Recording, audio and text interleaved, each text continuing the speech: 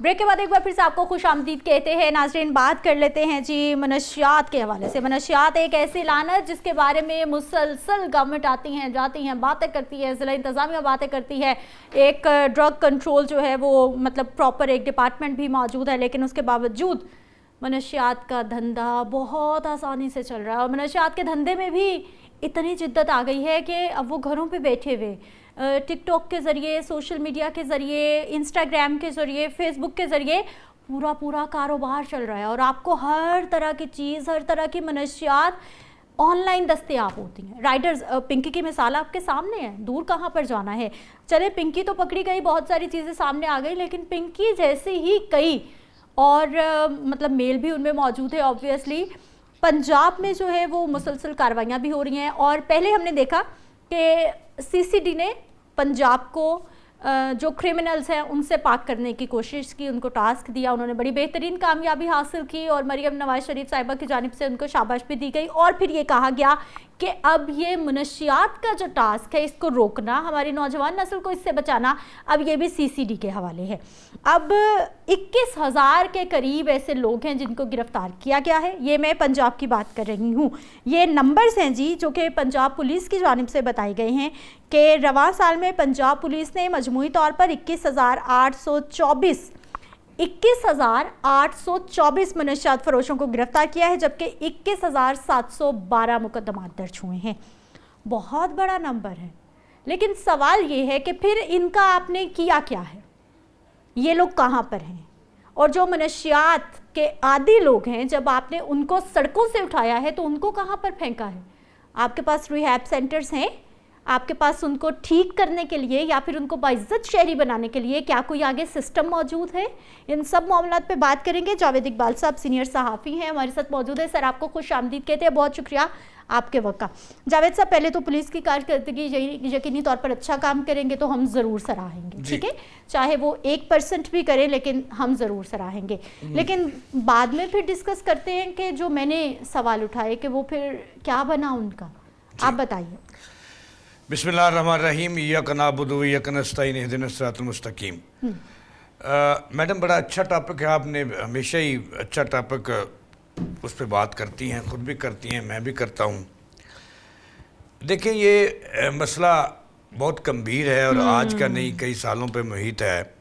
अब तक हुकूमत पंजाब मनशियात की रोकथाम और अब जो आपने बताया कि ऑनलाइन शुरू हो चुका है, इसकी रोकथाम के लिए कई अदारे बनाए।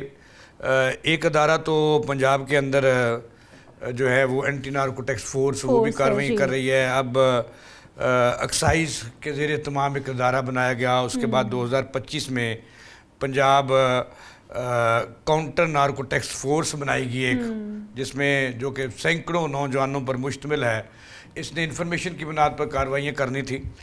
लेकिन सवाल ये है, जैसा आपने ही पूछ लिया, उसका जवाब तो मैं बाद में दूंगा। लेकिन सबसे बड़ी बात जो लम्हा फिक्रिया है वो ये है कि एक आईजी हुआ करते थे जो आजकल डीजी FIA हैं, डॉक्टर उस्मान अनवर साहब जी। उन्होंने एक तहकीकात करवाई थी। मैंने हुकूमत से पूछना है कि जो उनकी रिपोर्ट थी उस पर क्या हुआ।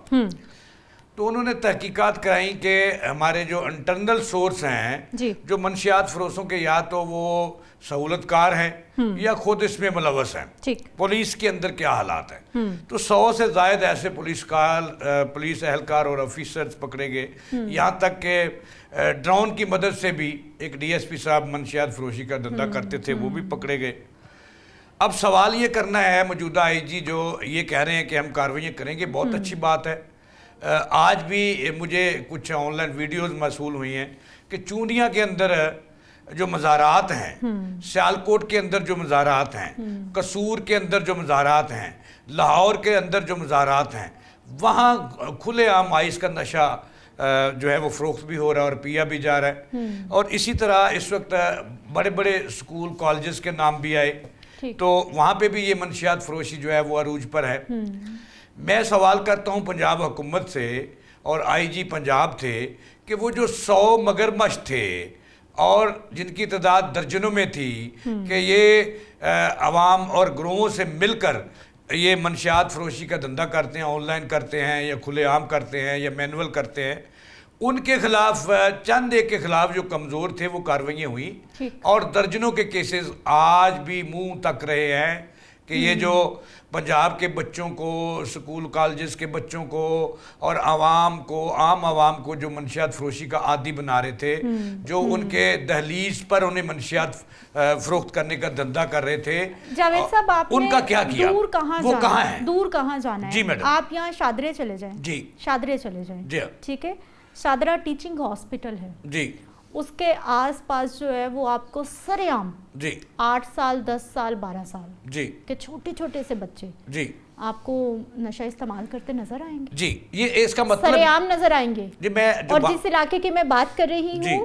اس کے بالکل دوسری سائڈ پہ سامنے تھانہ ہے۔ جی دیکھیں پولیس، جب میں نے آپ کو بات بتا دیا، سوال کر دیا چیف منسٹر پنجاب سے اور آئی جی پنجاب سے کہ آپ کی نیت پہ ہمیں کوئی شک نہیں ہے، آپ کرنا چاہ رہے ہیں، 4 قسم کی ٹاسک فورسز موجود ہیں، فورسز موجود ہیں جنہوں نے انفارمیشن کی بنیاد پر انفارمیشن اکٹھی کرنی ہے کہ کہاں کہاں منشیات فروخت ہو رہی ہے، اس کا کیا ہوا؟ ان کے پاس کتنی انفارمیشن اکٹھی کرنی ہے؟ دیکھیں یہ چھوٹے چھوٹے جب بھی آپریشن شروع ہوتا ہے، میں آپ کو ایک سچی بات بتا دیتا ہوں میڈم، کہ چھوٹے چھوٹے جو غریب غربا ہیں، جو دیہاتی دار ہیں، ان کے خلاف کارروائی ہوتی ہے، مگر بچوں کی جب باری آتی ہے۔ اب مجھے یہ بتائیں، پنکی پکڑی گئی، لاہور آ رہی ہے یا آ چکی ہے، تو انہوں نے 2-3 بڑے نام لیے تھے، انہوں نے جو رپورٹ پولیس کو دی تھی انفارمیشن، اس میں 800 لوگوں کے نام تھے، جس میں سابق وزیر اعظم جو ہے راجہ پرویز اشرف، ان کا نام بھی آیا، وہ کدھر گیا؟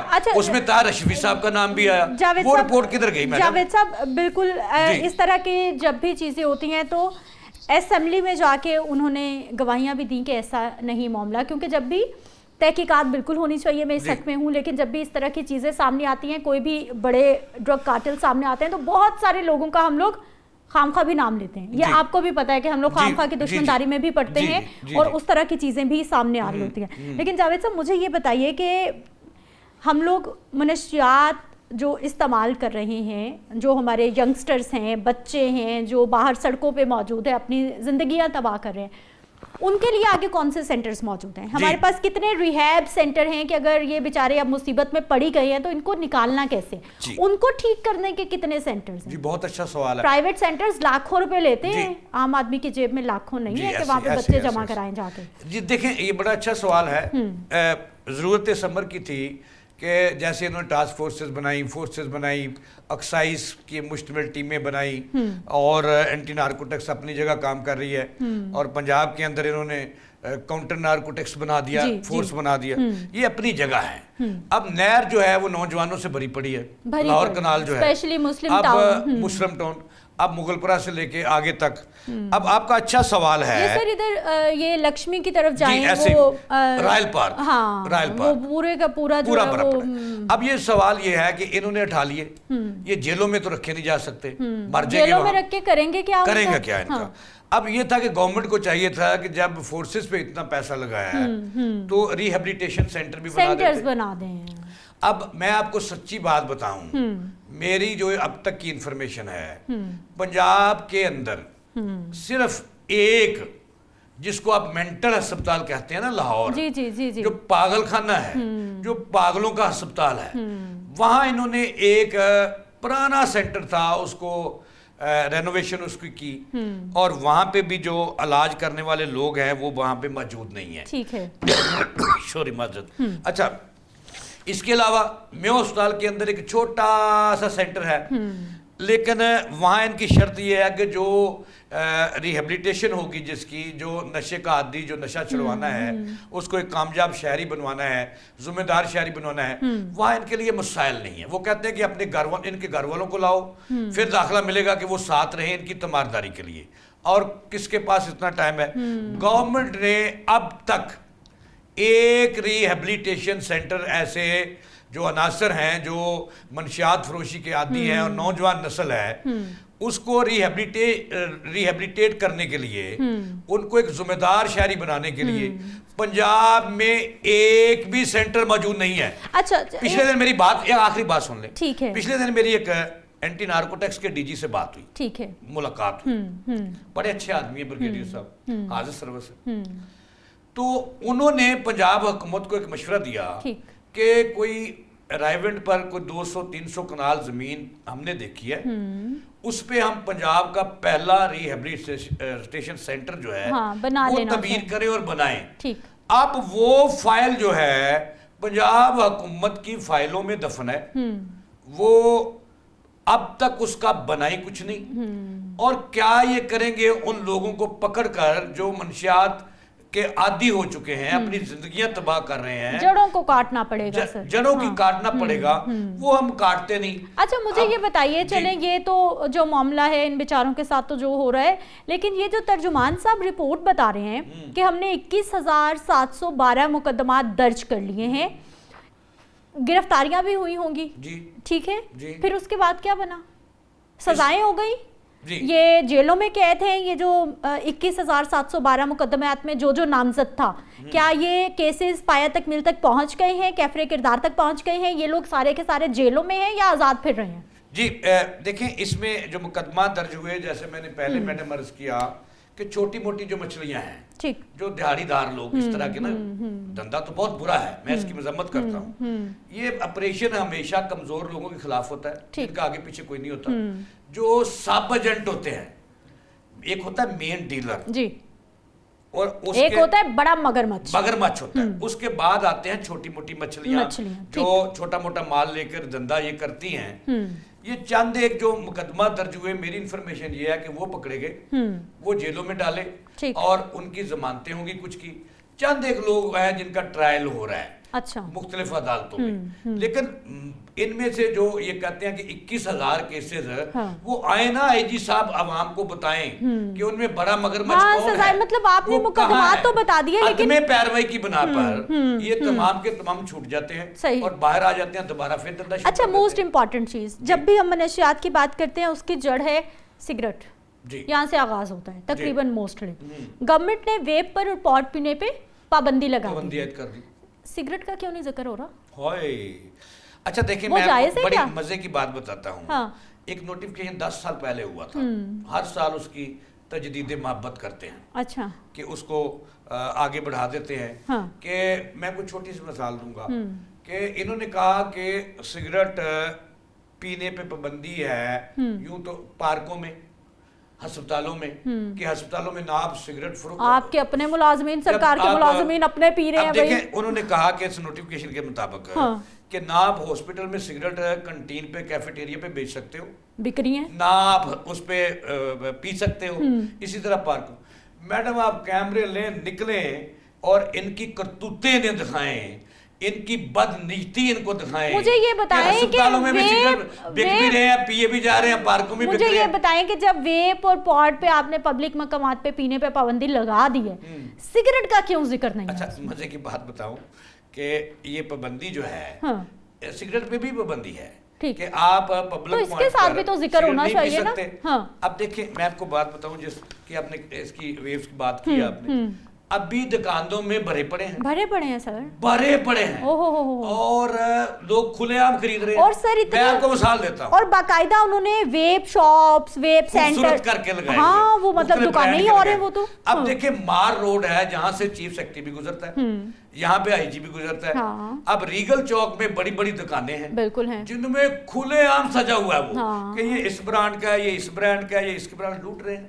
یہ قانون کا تو انہوں نے مذاق بنا لیا۔ گلبرگ میں ہے سر، لاہور کے ہر چھوٹے بڑے ہر علاقے میں ہے، کوئی بھی علاقہ صاف نہیں ہے ان چیزوں سے۔ آپ گلبرگ کو چھوڑیں، آپ شمالی لاہور کو چھوڑیں، جنوبی لاہور کو چھوڑیں، یہ مار روڈ کو ہی چیک کر لیں، VVIP روڈ، ماڈل شاہراہ، ٹھیک ہے، اس پہ میڈم جو ہے کھلے عام جو ہے وہ فروخت ہو رہے ہیں، اور کوئی نہیں کوئی، میں سمجھتا ہوں کہ یہ پابندی کاغذوں میں ہے، اور یہ چند ایک چھوٹی مچھلیاں پکڑتے ہیں، ان کے خلاف مقدمہ بھی درج ہوتے ہیں۔ بڑے مگر بچوں پہ ہاتھ نہ کل ڈالا گیا ہے، نہ آج نہ ڈالا جائے گا۔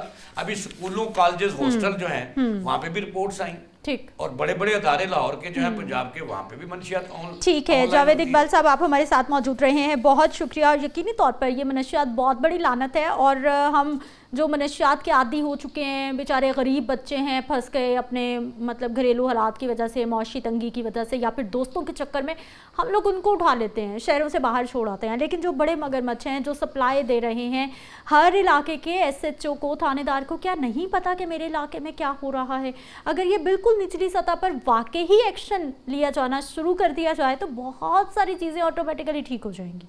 مجھے اجازت دیجیے، کل کے پروگرام میں ملاقات ہوگی. اللہ نگہبان.